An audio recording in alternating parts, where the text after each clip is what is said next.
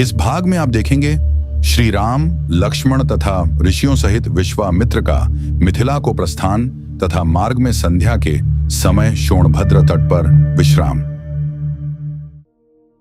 तदनंतर विश्वामित्र के यज्ञ की रक्षा करके कृतकृत्य हुए श्री राम और लक्ष्मण ने उस यज्ञशाला में ही वह रात बिताई।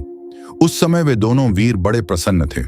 उनका हृदय हर्षोल्लास से परिपूर्ण था। रात बीतने पर जब प्रातःकाल आया तब वे दोनों भाई पूर्वाण काल के नित्य नियम से निवृत्त हो विश्वामित्र मुनि तथा अन्य ऋषियों के पास साथ साथ गए।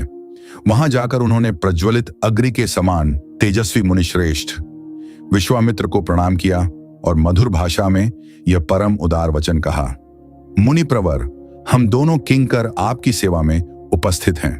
मुनि श्रेष्ठ, आज्ञा दीजिए, हम क्या सेवा करें। उन दोनों के ऐसा कहने पर वे सभी महर्षि विश्वामित्र को आगे करके श्री रामचंद्र जी से बोले, नरश्रेष्ठ, मिथिला के राजा जनक का परम धर्ममय यज्ञ प्रारंभ होने वाला है। उसमें हम सब लोग जाएंगे। पुरुष सिंह, तुम्हें भी हमारे साथ वहां चलना है। वहां एक बड़ा ही अद्भुत धनुष रत्न है, तुम्हें उसे देखना चाहिए। पुरुष प्रवर, पहले कभी यज्ञ में पधारे हुए देवताओं ने जनक के किसी पूर्व पुरुष को वह धनुष दिया था। वह कितना प्रबल और भारी है, इसका कोई मापतोल नहीं है। वह बहुत ही प्रकाशमान एवं भयंकर है। मनुष्यों की तो बात ही क्या है, देवता, गंधर्व, असुर तथा राक्षस भी किसी तरह उसकी प्रत्यंचा नहीं चढ़ा पाते। उस धनुष की शक्ति का पता लगाने के लिए कितने ही महाबली राजा और राजकुमार आए, किंतु कोई भी उसे चढ़ा ना सके।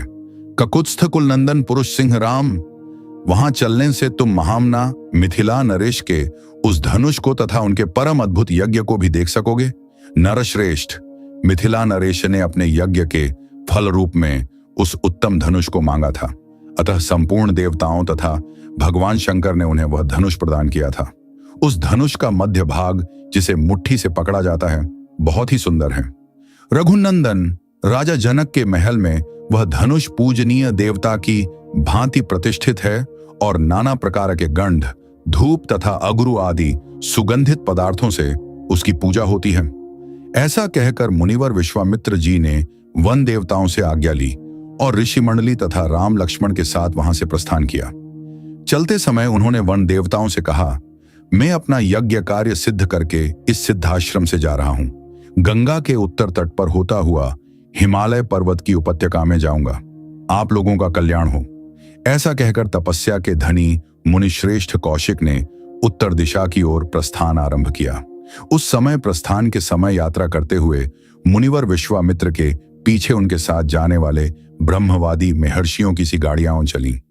सिद्धाश्रम में निवास करने वाले मृग और पक्षी भी तपोधन विश्वामित्र के पीछे पीछे जाने लगे। कुछ दूर जाने पर ऋषि मंडली सहित विश्वामित्र ने उन पशु पक्षियों को लौटा दिया। फिर दूर तक का मार्ग तय कर लेने के बाद जब सूर्य अस्ताचल को जाने लगे तब उन ऋषियों ने पूर्ण सावधान रहकर सोनभद्र के तट पर पड़ाव डाला। जब सूर्य देव अस्त हो गए तब स्नान करके उन सब ने अग्निहोत्र का कार्य पूर्ण किया। इसके बाद वे सभी अमित तेजस्वी ऋषि मुनिवर विश्वामित्र को आगे करके बैठे।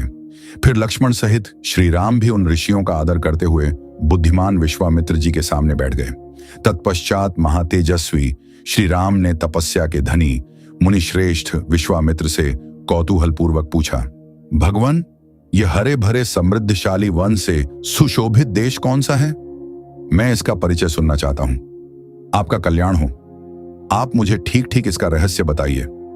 श्री रामचंद्र जी के इस प्रश्न से प्रेरित होकर उत्तम व्रत का पालन करने वाले महातपस्वी विश्वामित्र ने ऋषि मंडली के बीच उस देश का पूर्ण रूप से परिचय देना प्रारंभ किया।